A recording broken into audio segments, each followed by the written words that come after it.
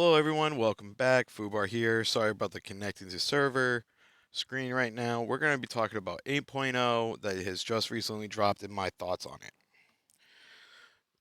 With 8.0, I only saw one blessing of light in it, and that was the buff tab on the command center, where now you can view all your buffs, including your economic, your military buffs, and it goes very well in detail and helps you figure out where you're at as far as your buffs in the game. We also had gotten two new buildings. As you can see, we got the Sky Fortress building, which is mine is currently level 14. Oh, I did not want that. I accidentally hit that. Did not want that either. What the hell? All right, there we go. And we also got the Super Alloy Foundry. Now, a lot of people are asking, like, which building should I upgrade first? Well, I actually recommend the Super Alloy Foundry because you need the Super Alloy Foundry to forge the other components needed for your rally research. And then you're probably also going to need that other component for the advanced rally research. So I recommend getting this to 32 first. It should be the cheaper of the two buildings. From what it looks like, the combat hub actually scales with either the barracks or the hangar. I can't really tell. And I'm mostly speculating off Kramit YouTube's video on that. So just keep that in mind. If you haven't seen his video, go check it out. It's very good. But overall, my thoughts on this. So we're going to start with Titans. Okay. With Titans, all right. Obviously, you can see mine is not maxed out, so we can't give you maxed out specs like Death Wish's video or DX7's video. So this is my thought on it. Now, to counter the Titan in how to use a Titan would be most beneficial from using terrain and you putting it in choke points. Choke points is where only one village can get through a mountain pass or sand dunes or a bridge. You want to put it there because it won't be able to be countered with Sky Fortresses. It'll probably take a lot of free to play members a long time to max out and make Sky Fortresses viable for taking out Titans. Unless the whales will have access to it, no problem. But however, the Titans, on the other hand, can be countered relatively easily if they're not utilized in a choke point by simply building around the Titan and cutting it off from the rest of its territory. If it's not connected to a road, it will then default back to a normal village, and therefore the Titan is destroyed. I'm actually really disappointed with the Titans and Sky Fortresses. Titans, not so much, but I really think the Sky Fortress was very underdone as a whole because now you got the old school RTS pathing where it goes in a straight line to its target. It's very limited in what it can do. You have to have it right butt to butt with the other territory that you're trying to destroy with it. So therefore, you can't really travel far with it. It has a long rally times. I can understand the 5 minute. I can understand the 10 minute, even the 15. I can even argue the C. I can understand the 30 minute. But the lack of unit control is what really upsets me. The lack of the ability of it being able to fire on ground units and actually fight ground units really also aggravates me because that's what this original unit was intended to do. It wasn't just intended to destroy fortifications. It was kind of meant to be like the A10 Warthog of that generation or the AC-130, which is meant to strike ground targets, not just one ground target, multiple targets. So I feel like this was a little bit underdone. Like it wasn't fully prepared for launch. It was kind of rushed, and I really encourage Lilith to go back and make these changes because that would add a lot of versatility in the game. This would also allow for a lot of other things to take place. Like, for example, if they made it so that way the light tank could attack the Sky Fortress along with also the ATG and fighter planes, that would really help. as well, because that would give a lot of love and purpose for the ATG. And we're going to talk about the ATG in a bit. But this right here was a really big lackluster moment for me. I was really hoping a lot from the Sky Fortress, but I did not get what I was hoping for.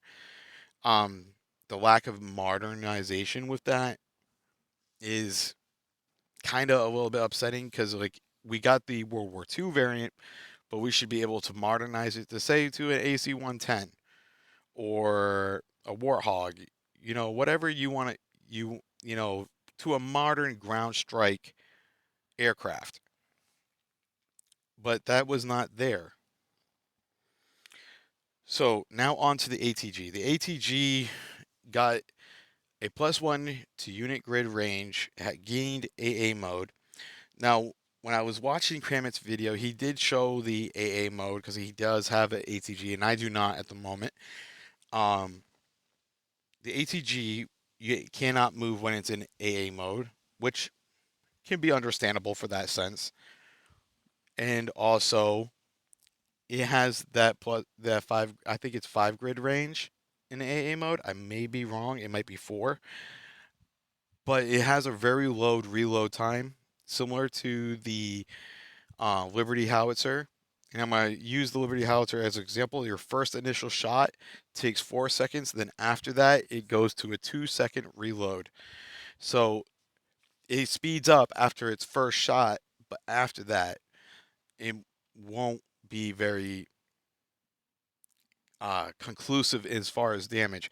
Now, the reason why I said that they should have made this so that way the ATGs could fire on it, the ATG is meant to take out heavily armored targets.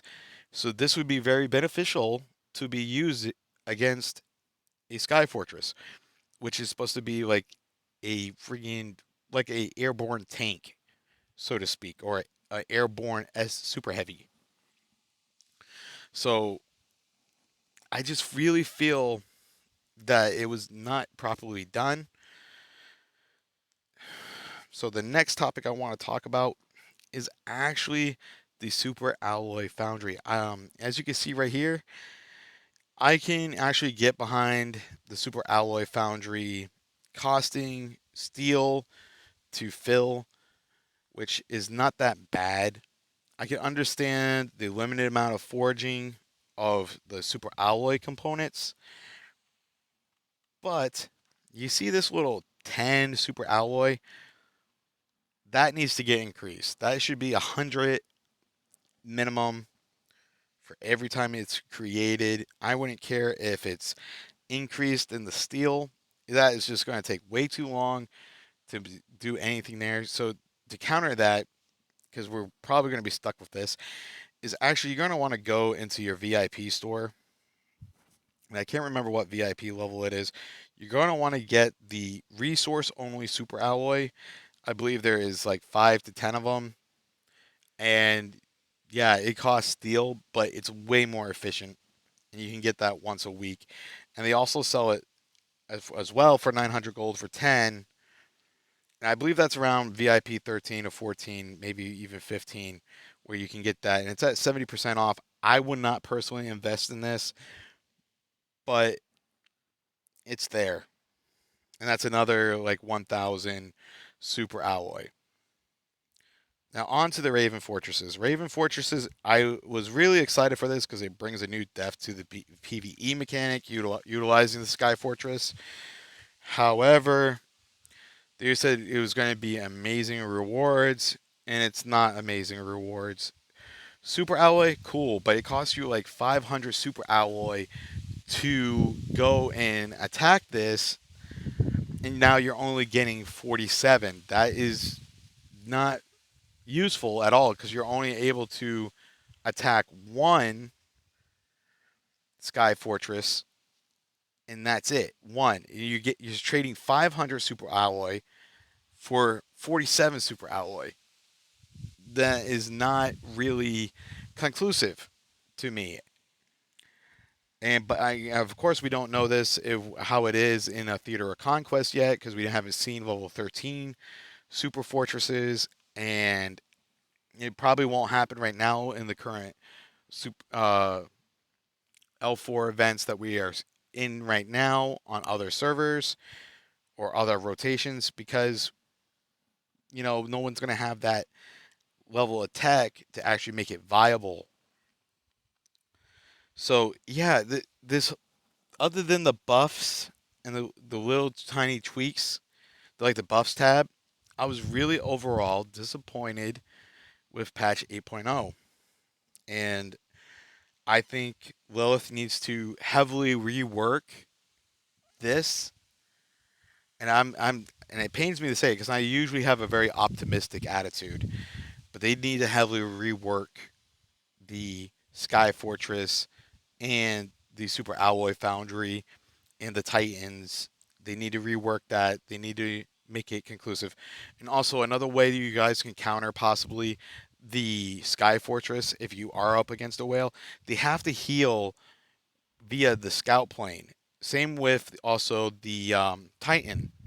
So if they are trying to heal with that, you may be able to deploy a fighter and actually intercept the scout planes and destroy the scout planes. It'll be like hunting RSS trucks, but this is another method of disabling them at the same time.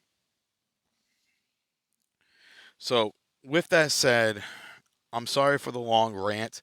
This is my opinion on patch 8.0. I'm sorry it's not a positive opinion. So, oh, wait. Yeah, no, I'm going to leave it at that because we're not going to talk about the research because I'm against the research as well. So, we're going to leave it at that. This is Fubar. I got your 6. Sorry for being the bearer of bad news. I hope you guys have a wonderful day. Peace.